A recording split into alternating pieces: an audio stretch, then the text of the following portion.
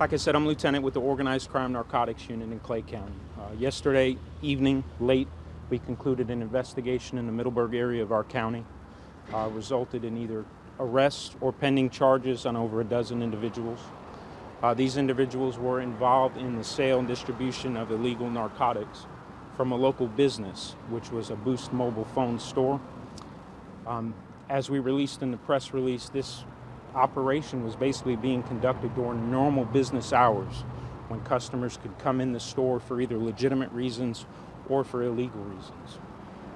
The investigation led to the seizure of a lot of narcotics as well.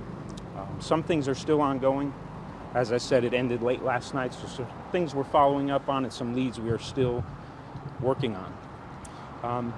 This was a cash operation as well as a property operation, so it was not uncommon for some of these individuals to not only bring cash into the business, but to bring property, electronics, and jewelry in exchange for these narcotics. Narcotics were mainly the serious type. They're all serious, but I would put these up there with the methamphetamines and your heroin and fentanyl. Okay, how many of these arrests were people who were working at the store, employees at the store? I don't want to get into specifics on how many because there are a lot of leads we're working, but I promise you when it does finally conclude, we will get all that information to you and all your public records requests will be honored. But being that it's so fresh and there's so many things we're still looking into, if I put a definite number on that, I think it can compromise a lot of things we're working on. And so you said that obviously it's still an investigation, but how many people as of right now are arrested and charged? As of right now, I believe we have charges on 14 people. 14 people. That's correct. Okay. What about the owner of the store? The owner of the store, I myself personally reached out over 6 times to.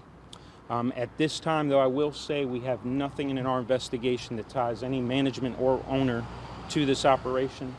Actually, to the contrary, during interviews, they said that they did not have knowledge that this was going on, and they kept it from owners and management's knowledge. So I have not been able to confirm that. We are still trying to find exactly who the owner is of that store, make them aware of what's going on, do some more investigating into that, and if something's not up to par, we will handle that accordingly. Was basically everyone who worked at that physical location, though, involved or aware of that? I won't say everyone because I don't know all the employees. The ones that we do have charges on, it was pretty, I'm going to go out there and say this, it was pretty shocking. The boldness of this operation, it was lengthy, but we observed things that were just, I expressed to someone that it was almost like comparing it to a Black Friday event. Before the store would open, people would congregate outside, they would wait in line. If the store was a minute over the normal operating time, they would knock on front doors and back doors. It was a pretty bold operation. During the investigation, one individual actually, I asked this individual, I said, can I ask you a question? Have you ever sold any phone items? And they looked at me and said they have not. So the people in that area of our county, they are fed up with the drugs in Middleburg. They really are. And, I just want them, I'm over organized crime narcotics, but I'm a part of a huge team that I wish could be up here taking the credit for all this, but obviously they cannot. But they're determined people. They are motivated. It doesn't fall on deaf ears. Sheriff Daniels is 100% behind eliminating these drugs in that community and the whole county. And that's what we're doing. We're doing our best to do that. And did this start based off of just tips of things kind of out of the ordinary? Exactly. It's exactly how it started. It started by, a member of our community saying, hey, something just ain't right here. Maybe they frequented the store and the service wasn't up to par or something wasn't right. And that's exactly how it started. That's why we need more of that. Is it confined to this Boost Mobile, or do you have reason to believe it might be other locations? During our investigation, we did ask about Boost Mobiles. The people involved had no knowledge of any other stores being involved. I do want to be clear that Boost Mobile is where it occurred. I have nothing that ties Boost Mobile as a corporation or owners or anything to the actions of the individuals working at the store. So if something does come up with that, we will obviously update you on that. How long was this operation going on? Our operation was going on for approximately a month. Prior to that, I don't know how long that operation they were running was going on, but ours is approximately a month.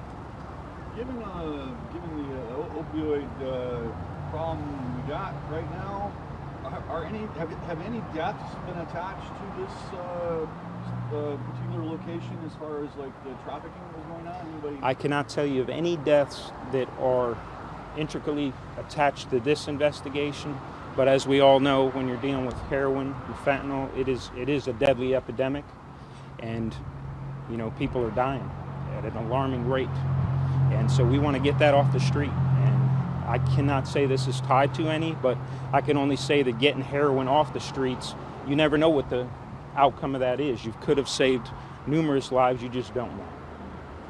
And so you said 14 people right now are arrested and charged in this. Correct. Are all of their, like, is all that information out there right now, or are you Not all of it, not all of it, just some of it. Your charges are going to range from sale and delivery of narcotics to possession of narcotics to various other charges that they may have had that we found through background checks and stuff like that. So what information is out there for the public? There is it only, I believe, like 6 people who I think right now there is. Okay. About 6 people are released now, and you'll see more coming, absolutely. Let's have another question. Yes, sir. Has you or your team ever seen any type of operation like this before? It seems pretty crazy. Myself personally, I have not. I've heard stories of years ago. I don't know of any other operation like this. If there is, we're not going to tolerate it. We're going to get right on it. And like I said, there's more things that we're doing on this, and if that leads to somewhere else, we're going to get on it. I have a boss that his philosophy is we're going to make it uncomfortable for not only the drug dealers but the drug users in this community. And I want to take it even a step farther. I want to make it not uncomfortable. I want to make it miserable for the drug users, the drug dealers. I want them gone. You know, we preach it all the time that you got options. It's not just a cliche thing we say. We really mean it. And I think these people are starting to get that. Don't do it here. Don't do it. We'd love for you not to do it anywhere. But if you're going to do it, we're not going to tolerate it here. And I'm sorry if I'm asking a question Yeah. that you already mentioned. Can you talk about the amount that you seize between property and drugs? The amounts, I would be guessing at this point. It is all felony trafficking amounts. When you're talking about individual sales, it's not. However, they are all felonies, but not trafficking amounts. They vary in all the cases. And you said that people were not only using, money to purchase these drugs, but bringing in property. Was there a Correct. lot of It's kinda- property? It wasn't a lot of property. It's kind of sad. Your lower end users were, short on cash. We looked into this property, whether it was stolen, electronics, some jewelry, some fake jewelry, and they were trying to trade that property for the narcotics as well.